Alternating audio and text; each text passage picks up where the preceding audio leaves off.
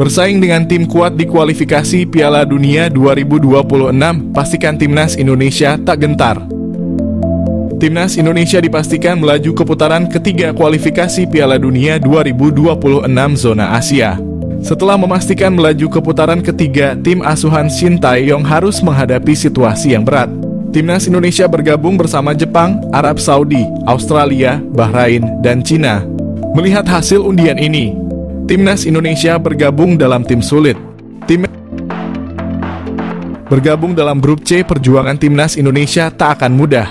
Tak terlepas dari itu, melihat lawan-lawan skuad Garuda akan jadi kesempatan bagus buat Timnas Indonesia. Persaingan di grup C ini memang berat tetapi peluang Timnas Indonesia lolos ke putaran selanjutnya pun masih terbuka. Pasalnya, saat juara grup dan runner-up grup C dipastikan langsung lolos ke putaran final Piala Dunia, ada peluang lain. Sebab peringkat ketiga dan keempat dipastikan bisa memperebutkan tiket ke putaran final melalui putaran keempat kualifikasi Piala Dunia. Shin Tae-yong pun mengaku menargetkan Timnas Indonesia untuk bisa mengamankan posisi ketiga atau keempat agar bisa lolos ke putaran keempat. Ronde ketiga kualifikasi Piala Dunia 2026. Skuad Garuda tak ciut nyali. Pelatih Timnas Indonesia Shin Tae-yong tidak gentar menghadapi tim besar Asia pada ronde ketiga babak kualifikasi Piala Dunia. Sebab tim Garuda besutannya memiliki kekuatan fisik sama dengan peserta lain. Diketahui Timnas Indonesia tergabung dalam grup berat di putaran ketiga kualifikasi Piala Dunia. Diketahui pelatih Shin Tae-yong harus mulai bersiap-siap menghadapi ronde ketiga kualifikasi Piala Dunia. Timnas Indonesia yang tergabung di grup bersama raksasa Asia, Jepang, Australia, Arab Saudi, Bahrain, dan Cina. Untuk menghadapi lawan-lawan berat ini, Shin Tae-yong tentunya perlu penambahan pemain diaspora yang punya grade A. Kabar baik, PSSI resmi umumkan naturalisasi dua striker grade A, Erick Thohir semprot klub Liga 1, ada apa? Ketua Umum PSSI Erick Thohir mengeluarkan himbauan penting kepada seluruh klub Liga 1 menjelang musim kompetisi. Dalam upaya memperkuat Timnas Indonesia, Erick meminta setiap klub untuk memberikan prioritas kepada pemain Timnas Indonesia, baik dari kelompok senior maupun kelompok umur dalam setiap pertandingan Liga 1. Erick Thohir dorong klub Liga 1 prioritaskan pemain Timnas Indonesia. Erick Thohir menyatakan bahwa meskipun Liga 1 telah menambah kuota pemain asing menjadi 12 orang, namun hanya 6 pemain asing yang diperbolehkan turun ke lapangan dalam satu pertandingan. Erick menegaskan bahwa para pemain Timnas Indonesia harus menjadi prioritas utama di setiap laga. Perkembangan Timnas Indonesia jadi fokus utama. Langkah ini bertujuan untuk meningkatkan kualitas para pemain Timnas Indonesia melalui kompetisi domestik yang lebih kompetitif. Erick Thohir meyakini bahwa dengan seringnya para pemain Timnas Indonesia tampil di Liga 1, performa mereka akan meningkat dan dapat memberikan dampak positif bagi Timnas Indonesia secara keseluruhan.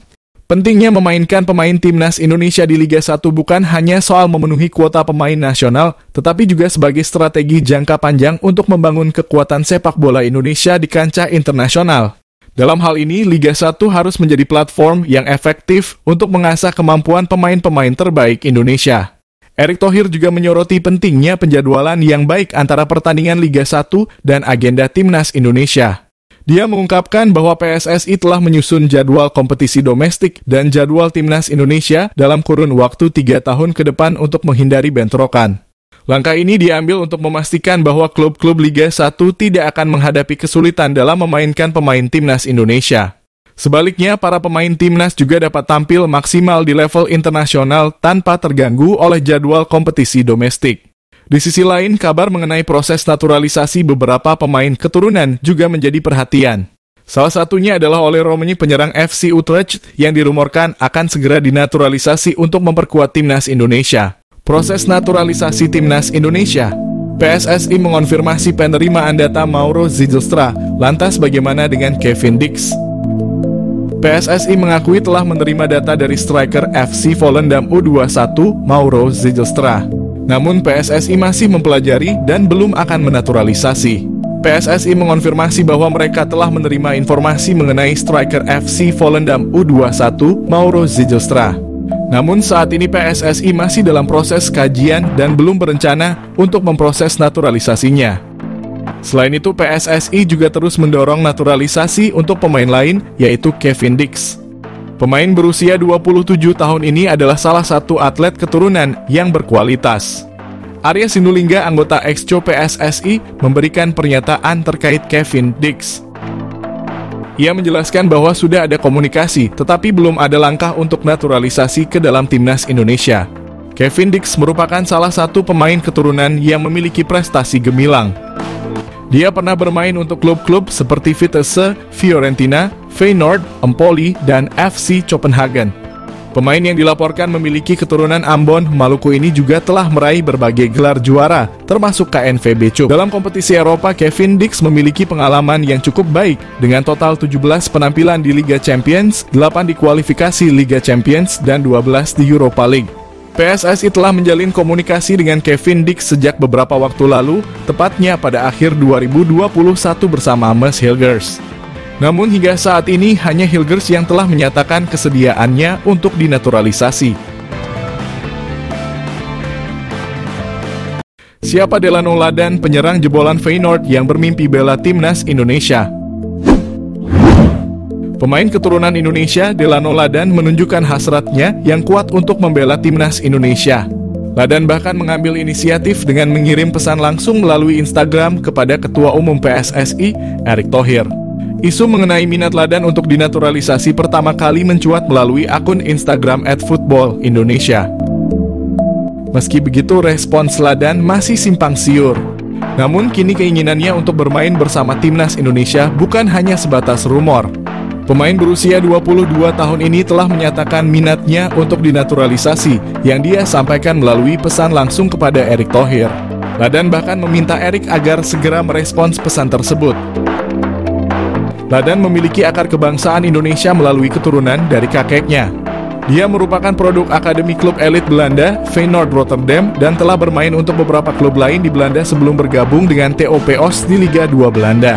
Meskipun bermain untuk klub yang berada di peringkat bawah klasemen, pemain yang berposisi sebagai penyerang itu telah mencetak 1 gol dalam 9 penampilannya bersama TOP Os.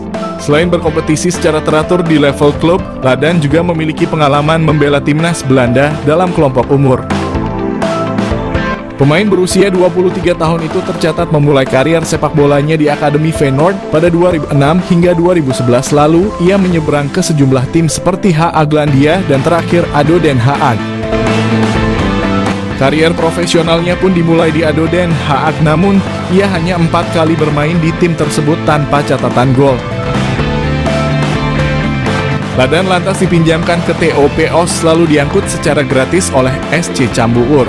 Di sana pemain kelahiran 9 Februari 2000 itu sempat mengemas 4 gol dan 2 assist dari 26 penampilan. Sayangnya Ladan dilepas setelah kontraknya berakhir. Ia kembali ke Feyenoord dan memperkuat tim U21 hingga direkrut lagi oleh TOP Os kali ini secara permanen. Miljan Manhoef jalani proses naturalisasi untuk bela timnas Indonesia. Miljan Manhoef, seorang pemain sepak bola muda yang kini merumput di kasta teratas Liga Belanda bersama Vitesse Arnhem, menjadi sorotan karena gaya permainannya yang disebut-sebut mirip dengan bintang Liverpool, Mohamed Salah. Pemain berusia 21 tahun ini memiliki darah Indonesia dari sang ibu yang keturunan Suriname, sehingga membuatnya menjadi salah satu talenta potensial yang bisa dibujuk untuk bergabung dengan timnas Indonesia. Miljan Manhoef, bintang keturunan Indonesia yang berpotensi jadi andalan timnas Indonesia. Lahir di Belanda, Miljan Manhoef telah menunjukkan bakat sepak bolanya sejak usia muda. Ia memulai karier sepak bolanya di tim junior Belanda dengan membela tim nasional kelompok umur. Dalam perjalanannya, Manhoef berkembang menjadi salah satu pemain muda paling menjanjikan di Eropa, terutama berkat kecepatannya, dribbling, dan kemampuan bermain di berbagai posisi. Manhoef mampu bermain sebagai winger kanan, winger kiri, fullback kiri, hingga second striker, yang mana hal tersebut menjadikannya sebagai salah satu pemain yang memiliki versatility luar biasa di lapangan. Pada musim 2023, ia berhasil mencetak top skor untuk Vitesse Arnhem. Prestasi ini cukup mengesankan, namun sayangnya ia belum berhasil menarik perhatian pelatih timnas senior Belanda, Ronald Koeman. Kemampuan dan gaya bermain Miljan Manhoef memiliki kesamaan dengan Mohamed Salah. Mereka menilai Manhoef memiliki kecepatan luar biasa, dribbling yang mumpuni, teknik kontrol bola yang baik, serta kelincahan yang luar biasa. Kekuatan utamanya terletak pada kaki kirinya, yang membuatnya mampu menguasai sisi kiri lapangan dengan baik.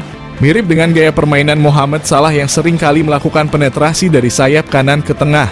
Pujian dari FF Challenge Scout ini bukan tanpa alasan. Manhoef telah membuktikan diri sebagai pemain yang dapat diandalkan dalam berbagai situasi di lapangan. Dengan kemampuan untuk bermain di berbagai posisi, ia memberikan fleksibilitas taktik yang dapat menguntungkan tim manapun yang ia bela. Dengan darah Indonesia yang mengalir dalam dirinya, Miljan Manhoef bisa menjadi aset berharga bagi timnas Indonesia jika ia bersedia bergabung dan menjadi warga negara Indonesia. Potensinya untuk memperkuat lini serang timnas Garuda tidak bisa dianggap remeh. Apalagi timnas Indonesia saat ini terlihat masih memiliki kekurangan di sektor penyerangan. Manhoef bisa menjadi solusi untuk memperbaiki kelemahan tersebut. Kemampuan bermain di banyak posisi memungkinkan pelatih untuk memaksimalkan strategi permainan, terutama dalam skenario menyerang yang membutuhkan kecepatan dan kelincahan. Melihat potensi yang dimiliki oleh Miljan Manhoef, PSSI bisa mulai mendekati pemain ini untuk membujuknya bergabung dengan timnas Indonesia.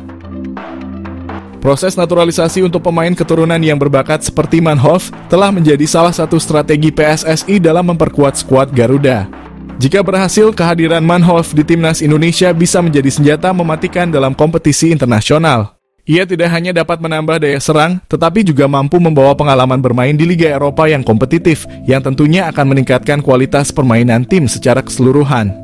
Miljan Manhoef adalah contoh sempurna dari talenta muda berbakat yang memiliki potensi besar untuk menjadi bintang di kancah sepak bola internasional. Dengan gaya permainan yang mirip dengan Mohamed Salah, ia memiliki semua kualitas yang dibutuhkan untuk menjadi salah satu pemain kunci dalam tim manapun. Jika PSSI berhasil menggoda Manhoef untuk bergabung dengan timnas Indonesia, ini bisa menjadi langkah besar dalam memperkuat skuad Garuda dan membawa sepak bola Indonesia ke level yang lebih tinggi.